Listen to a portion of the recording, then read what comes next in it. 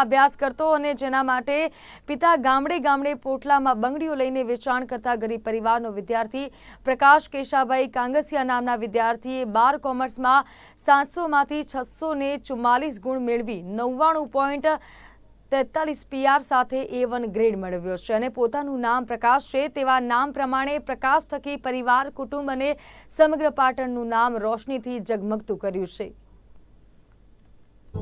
પાટણના પ્રકાશ કાંગસિયા નામના ધોરણ 12 કોમર્સમાં અભ્યાસ કરતા વિદ્યાર્થીએ જેણે કહી શકાય કે 92% પરિણામ મેળવ્યું છે અને સમગ્ર પાટણ શહેરનું નામ રોશન કર્યું છે। આપણે સીધી જ મુલાકાત કરીએ તેઓના પરિજનો સાથે, તે વિદ્યાર્થી સાથે। આપ પહેલાં તો એ જુઓ કે આ જે મકાન છે, આ મકાનમાં આ વિદ્યાર્થી રહેતો હતો અને રાત દિવસ મહેનત કરીને આખરે તેણે આ પરિણામ મેળવ્યું છે। તો સીધી જ વાત કરીએ આ વિદ્યાર્થી સાથે। શું નામ આપનું? કાંગસિયા પ્રકાશ કેશાભાઈ। મારે 92% છે અને PR 99.43 છે। હું આદર્શ વિદ્યાલયમાં અભ્યાસ કરતો હતો।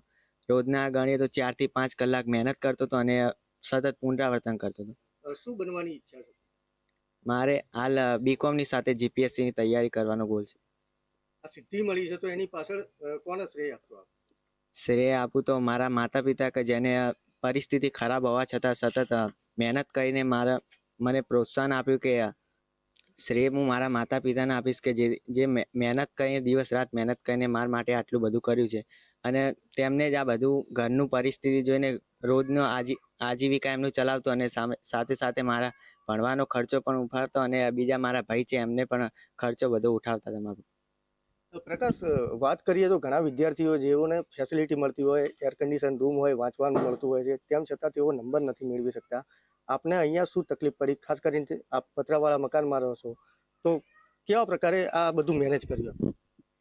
એ તો હાલ કરીએ તો મારા મામા એક જ વાત કીધી કે કાદવમાં જ કમળ ઉગે। એટલે હું એમ કહું કે ફેસિલિટી ગમે તે હોય પણ જો અંદરની લાગણી હોય ને ભણવાની તો આપણે ગમે તે કરી શકીએ। પછી એ માહોલ જોવાની જરૂર નહીં, ગમે તે માહોલ આપણે ભણી શકીએ। અન્ય વિદ્યાર્થીઓને શું કહેશો? અન્ય વિદ્યાર્થીઓને એ જ કહી કે તમારા માતા પિતા જેમ તમારા પાછળ ખર્ચો કરે છે એમને ગર્વ અપાવો અને તમે આગે ભણો, એવી જ હું અપીલ કરું। તો બિલકુલ પ્રકાશના મમ્મી પણ આપણી સાથે છે, તેઓ સાથે વાત કરીએ। બેન, શું નામ આપનું? વર્જુબેન। વજુબેન, આપનો બાબો નંબર લાવ્યો છે, મેળવ્યો છે, શું કહેશો?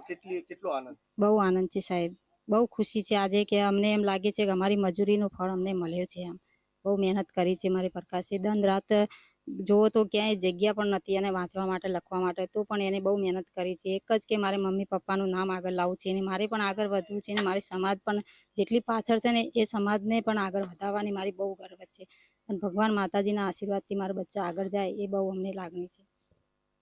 તો પ્રકાશના પિતા પણ છે, તેઓ સાથે વાત કરીએ। શું નામ આપનું અને કેવું લાગે છે આપનો બાળક જે છે તેણે આટલા નંબર મેળવ્યા છે અને ગર્વ અપાવી રહ્યો છે, શું કહેશો? મારું નામ કેશાભાઈ કરશનભાઈ કાંગસિયા સાહેબ। બંગડીનો ધંધો કરીને પૂરું કરીએ છીએ। અમને આજ બહુ ગર્વ છે સાહેબ, અમારા આખા સમાજની અંદર ગર્વ એટલે અતિશય ગર્વ છે અમને, આનંદ છે।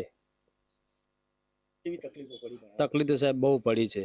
400-500 રૂપિયા લાવતા હતા, બરાબર છે, 100-200 ઘરમાં વાપરતા હતા અને ટ્યુશન ફી ભરતા હતા, સ્કૂલની ફી ભરતા હતા, ચોપડા લાવતા હતા, કટોકટીને સાહેબ ચલાવતા હતા।